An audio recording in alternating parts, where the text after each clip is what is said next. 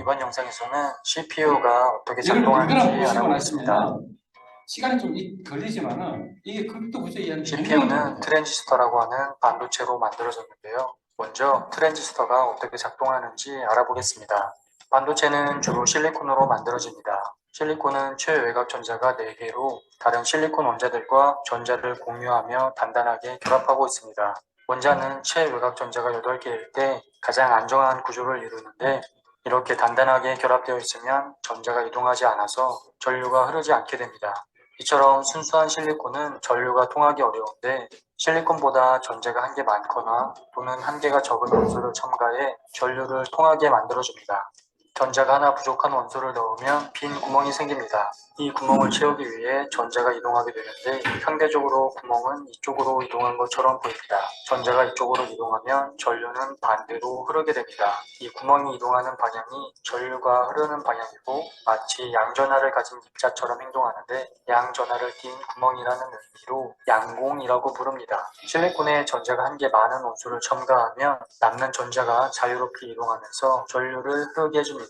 전자가 한 개 적은 원소를 첨가한 반도체는 파지티브의 P를 따서 P형 반도체라고 부르고, 전자가 한 개 많은 원소를 첨가한 반도체는 네거티브의 N을 따서 N형 반도체라고 부릅니다. 이 옛날에 P형 자존심을 반도체와 N형 도우시라고 반도체를 서로 피해를 받았죠. 붙여보겠습니다. P형 반도체에는 양전하를 띤 양공이 있고, N형 반도체에는 자유전자가 있습니다. 이 두 반도체가 연결된 경계면을 보면 전자들은 양공에 이끌려 결합하게 됩니다. 중성 상태에 있던 원자가 전자 하나를 받게 되면 음전하를 띠게 됩니다. 반대로 중성 상태에 있던 원자가 전자를 하나 빼앗기면 양전하를 띠게 되겠죠. 그렇게 되면 이쪽 경계면 근처는 음전하를 띠게 된 원자의 반발력으로 더 이상 전자들이 넘어오지 못하고, 반대쪽에는 양전하를 띤 원자의 영향으로 양공이 이동하지 못하게 됩니다. 더 이상 이동 가능한 전하들이 없어지게 되는데, 이곳을 공핍 영역이라고 합니다. 이렇게 공핍 영역 가장자리에 서로 다른 전하를 가진 면이 생기게 되고, 플러스에서 마이너스 쪽으로 전기장이 생성됩니다. 이 상태에서 전압을 가해 보겠습니다.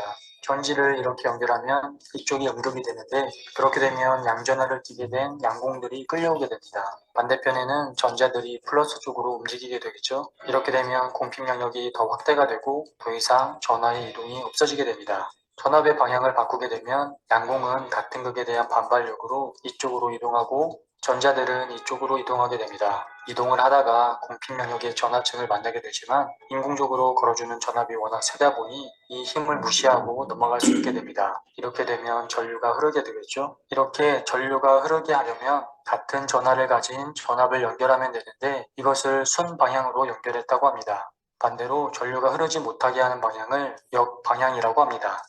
이 반도체 옆에 P형 반도체를 하나 더 붙여보겠습니다. 그리고 가운데 N형 반도체를 아주 얇게 만들어 보겠습니다. 왼쪽 두 개의 반도체에는 순 방향의 전압을 걸어주고, 오른쪽 두 개의 반도체에는 역방향의 전압을 걸어주겠습니다. 왼쪽 두 개의 반도체에는 순방향의 전압이 걸려 있어서 양공이 이쪽으로 움직이면서 전류가 흐릅니다.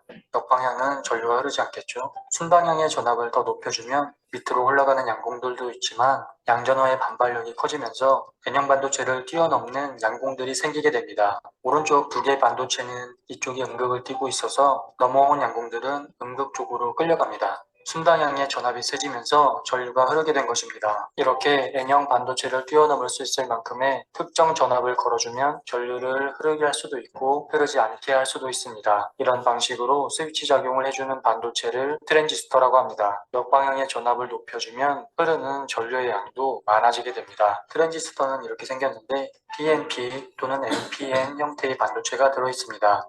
이 가운데 도선에 특정 전압을 걸어주면 전류가 흐르게 됩니다. 트랜지스터는 이런 그림으로 표현하는데, 가운데 전압을 걸어주면 전류가 흐르는 걸 추상화한 표현입니다. 이런 트랜지스터를 이용하면 로직 게이트라고 불리는 논리 회로를 만들 수 PLC예요. 있는데요. 프로그래밍 로직. 트랜지스터 두 개를 이렇게 연결해 보면 A와 B 모두 전압에 걸려 있을 때 전류가 흐르게 됩니다. 하나라도 꺼져 있으면 전류가 흐르지 않게 되겠죠. 컴퓨터는 1과 0으로 이루어진 디지털 신호를 인식하는데, 전류가 통하면 1, 전류가 통하지 않으면 0이 됩니다. 1과 0은 참과 거짓으로 표현하기도 합니다. 이렇게 두 개의 트랜지스터가 모두 참일 때 결과값도 참여되는 논리 게이트를 AND 게이트라고 하고, 이런 모양으로 추상화해서 사용합니다. 다음으로 OR 게이트에 대해서 알아보겠습니다. 트랜지스터를 이렇게 위아래로 연결해 보면 둘 중 하나만 전압이 걸리거나 양쪽 모두 전압이 걸릴 때 전류가 흐르게 되겠죠. 이 논리 회로를 OR 게이트라고 하고 이런 그림으로 추상화해서 사용합니다. 다음으로 낫 게이트에 대해서 알아보겠습니다. 낫 게이트는 입력과 출력 값을 서로 바꿔주는 논리 회로인데요. 트랜지스터의 출력선을 앞으로 당겨보겠습니다. 그럼 출력선으로 전류가 흘러갑니다. 트랜지스터에 전압이 걸리면 전류는 이쪽으로 흘러서 출력선에는 전류가 흐르지 않습니다. 전압이 걸리지 않으면 출력선에 전류가 흐르게 됩니다. 이것을 표로 나타내 보면 입력과 출력값이 서로 바뀌게 되는 논리 회로를 만들 수 있습니다. 낫 게이트를 추상화한 이미지는 이렇게 됩니다. 이 세 개의 논리 회로를 이용해서 XOR 게이트를 만들어 보겠습니다. XOR 게이트는 OR 게이트와 같지만 모든 입력이 참일 때 출력은 거짓이 되는 차이가 있습니다. OR 게이트에 AND 게이트를 연결해 보겠습니다. AND 게이트는 입력값이 모두 참일 때 참이 되므로 출력이 참이 되게 하려면 입력값도 모두 참이 되어야 합니다. AND 게이트에 NOT 게이트를 연결하면 출력값이 바뀌게 되어 거짓이 됩니다. 다시 AND 게이트를 연결해 보겠습니다. AND 게이트는 입력값이 모두 참일 때 참이 되니까 이 값은 거짓이 됩니다. 이것이 XOR 게이트의 논리표에 나온 첫 번째 연산을 나타냅니다. 밑에 있는 표의 값도 이렇게 표현할 수 있습니다. XOR 게이트는 이미지로 이렇게 표현합니다.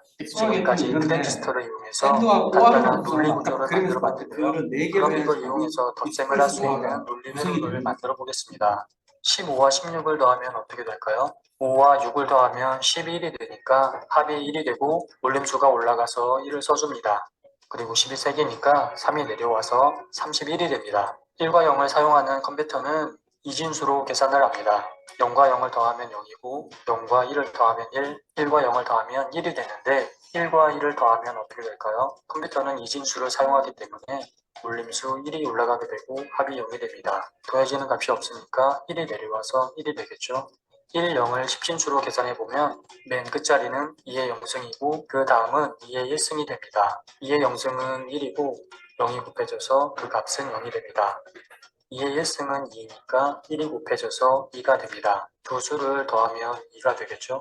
이진법의 1, 0은 10진법으로 표현하면 2가 됩니다. 이진법이 더해지는 과정을 회로로 만들어 보겠습니다. 입력값은 1, 1, 1, 0, 0, 1, 0, 0이 됩니다.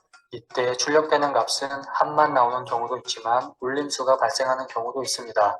그래서 출력값은 합과 올림수 두 가지가 있습니다. 두 개의 입력값이 생겼을 때 회로를 어떻게 구성해야 할까요? 먼저 입 출력값을 논리표로 만들어 보겠습니다. A와 B의 입력값은 이렇게 됩니다. 이때 합에 해당하는 값은 0, 1, 1, 0이 됩니다. 올림수는 맨 마지막에 하나만 발생하니까 0, 0, 0, 1이 됩니다. 이렇게 만든 표를 회로로 구축할 수 있다면 1과 0을 더할 수 있는 더하기 게이트를 만들 수 있습니다. 이 논리표를 합과 올림수로 나누어 보면 이렇게 됩니다. 합의 논리표를 살펴보면 입력된 값에서 둘 중 하나면 참이면 참이고 입력값 두 개가 참일 때 거짓이 됩니다. 이것은 좀 전에 살펴보았던 XOR 게이트의 논리표와 같습니다. 올림수의 논리표는 입력값 모두가 참일 때 참이 되는 AND 게이트와 같게 됩니다. 입력되는 값을 XOR 게이트에 연결하여 합의 값을 출력하고 올림수는 AND 게이트를 연결해서 계산하면 됩니다. 이렇게 회로를 구축하면 간단한 덧셈을 할 수 있는 더하기 게이트를 만들 수 있습니다.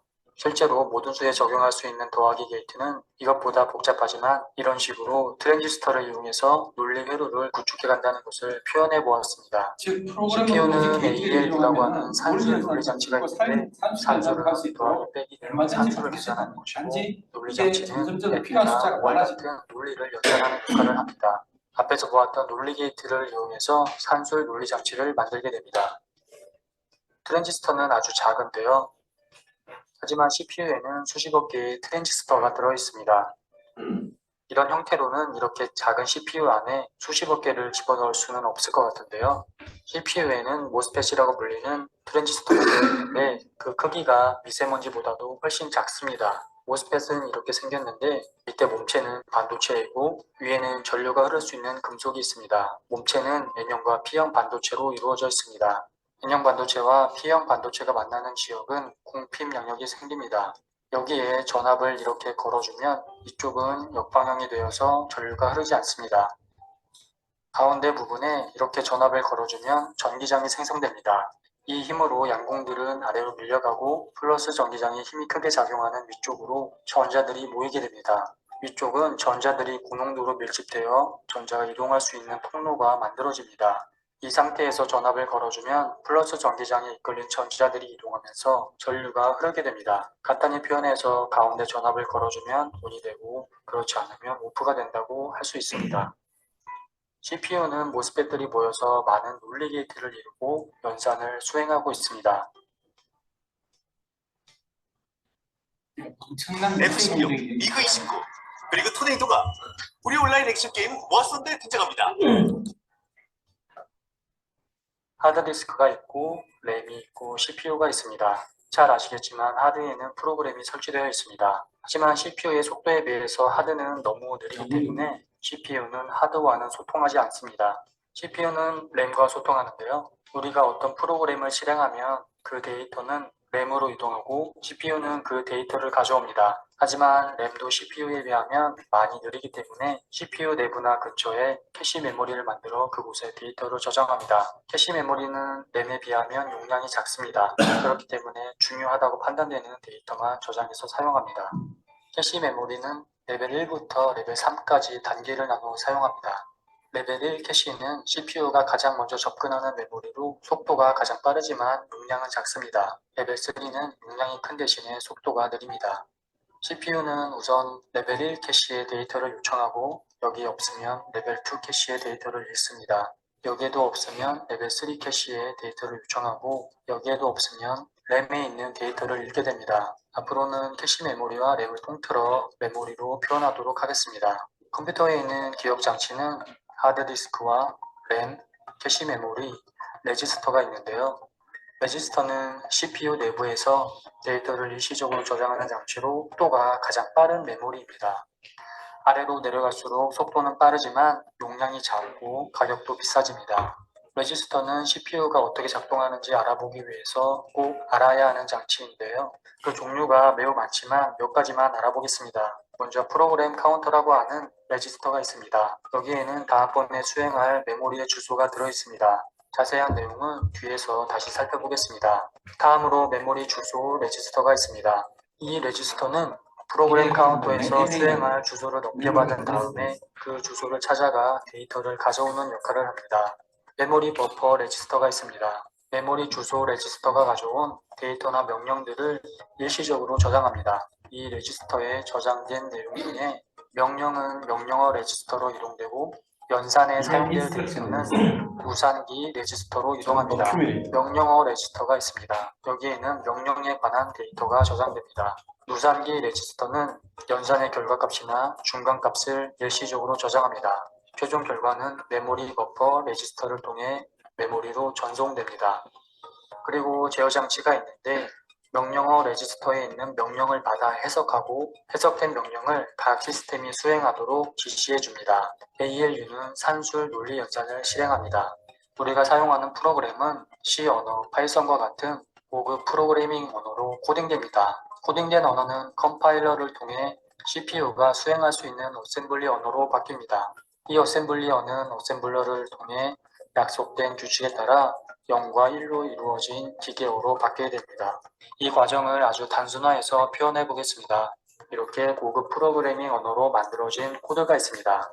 A와 B의 값을 더해서 그 결과를 C에 저장한다는 표현인데요. 이 언어를 컴파일 과정을 거치게 되면 이렇게 어셈블리어로 바뀌게 됩니다. 이 내용을 10번지 메모리에 있는 데이터를 읽어와서 11번지에 있는 값을 더한 다음 메모리 12번지에 저장해라 라는 의미로 해석해 보겠습니다. 이렇게 바뀐 어셈블리어는 약속된 규칙에 따라 이렇게 기계어로 바뀌게 됩니다. 우리가 사용하는 소프트웨어는 명령어와 데이터의 집합체라고 할 수 있습니다. 앞에 명령어는 1과 0의 개수가 6개인 빅비트로 이루어져 있습니다. 뒤에 오는 값은 데이터로 10비트로 이루어져 있습니다. 한 줄이 16개의 비트로 이루어진 16비트 언어로 프로세서가 한 번에 처리할 수 있는 값이 16비트가 됩니다. 이 기계어는 램에 이렇게 저장됩니다. 램은 8비트씩 저장되기 때문에 이렇게 두 줄로 저장되는데요. 이렇게 두 줄이 프로세서가 한 번에 처리할 수 있는 하나의 언어이고 32비트는 4줄, 64비트는 8줄이 됩니다. 이 정보가 CPU에서 어떻게 처리되는지 알아보겠습니다. 프로그램 카운터에 가져와야 될 메모리의 주소가 있습니다. 그럼 이 주소는 메모리 주소 레지스터로 전달되고 메모리 주소 레지스터는 100번지에 있는 데이터를 가져와 메모리 버퍼 레지스터에 저장합니다. 이렇게 메모리의 데이터를 CPU로 가져오는 역할이랑 과정을 패치 인스트럭션. 인출이라고 합니다. 이 기계어는 알아보기 힘들기 때문에 언어로 바꿔보겠습니다. 이 정보는 메모리 10번지에 있는 데이터를 가져오라는 명령이기 때문에 명령어 레지스터로 이동합니다. 그리고 프로그램 카운터에 2가 더해집니다. 다음에 수행할 메모리는 전의 주소보다 2칸 아래에 있기 때문에 2가 더해집니다. 32비트 프로세서는 메모리 4칸을 한 번에 처리할 수 있어 4가 더해지게 됩니다. 명령어 레지스터에 저장된 명령은 제어 장치로 이동돼서 해석됩니다. 이 과정을 해석 단계라고 합니다. 이 명령어는 10번지 주소에 있는 데이터를 읽어오라는 명령이기 때문에 메모리 주소 레지스터에 10이 입력되고 10번지의 데이터를 읽어와서 메모리 버퍼 레지스터에 저장합니다. 10번지에 저장된 값은 명령어가 아닌 데이터이기 때문에 누산기 레지스터에 저장됩니다. 이 프로그램을 실행하기 위해서 이제 한 줄을 처리했습니다. 이제 다음 줄을 처리하기 위해 프로그램 카운터에 저장된 주소를 가져옵니다. 메모리 주소 레지스터에 다음 주소가 들어오고 이 주소에 있는 정보가 메모리 버퍼 레지스터에 들어옵니다. 이것은 11번지 주소값을 더하라는 명령이기 때문에 명령어 레지스터로 이동됩니다. 프로그램 카운터에 다시 2가 더해지고 명령어는 제어 장치로 이동되어 해석됩니다. 더하기 명령을 실행하기 위해서 누산기 레지스터에 저장된 데이터는 산술 논리 장치로 전달됩니다.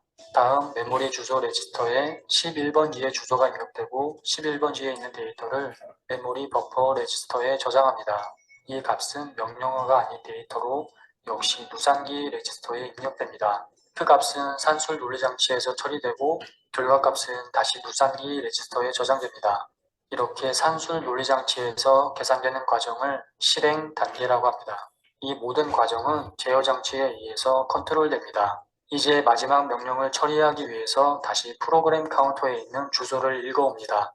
메모리 주소 레지스터에 있는 주소를 찾아가 데이터를 가져옵니다. 이것은 저장하라는 명령이기 때문에 명령어 레지스터로 이동되고 프로그램 카운터에 2가 더해집니다. 저장하라는 명령어가 제어 장치에서 해석되고 12번지 메모리에 계산된 값을 저장하기 위해서 메모리 주소 레지스터에 12를 저장합니다. 무산기 레지스터에 저장된 값은 메모리 버퍼 레지스터를 통해 12번지 메모리에 저장되면 프로그램이 완료됩니다.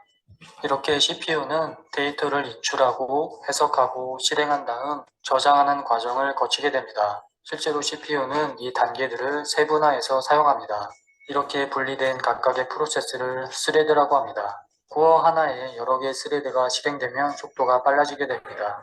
코어가 많아지면 속도가 더 빨라지게 되겠죠. 이러한 프로세서의 구조는 회사마다 다릅니다. 프로세서의 구조를 아키텍처라고 하며 아키텍처 디자인은 펜티엄, 샌디 브릿지, 하스웰, 타이거 레이크 등 다양한 형태로 진화를 거듭하고 있습니다.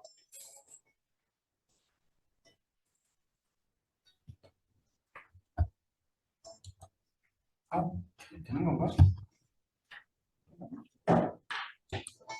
얼마나 많은 분들이 이 영상을 끝까지 보셨을지 모르겠습니다. 이미 다 봤어요. 아마 거의 대부분은 중간에 끄고 나가셨을 것 같은데요. 지난 전기차 모터도 그랬지만 이번 영상도 진짜 몇 번이나 포기하고 싶었어요. 내용도 너무 어렵고 공부를 아무리 해도 끝이 없어서 어디까지 표현해야 될지 고민이 많았습니다. 너무 복잡하지도 않고 너무 빈약하지도 않게 내용을 구성한다는 것이 저한테는 너무 힘든 일인 것 같아요. 그래서 그런지 초창기에는 영상을 만드는 어떻게 좀 도움이 되셨어요? 네.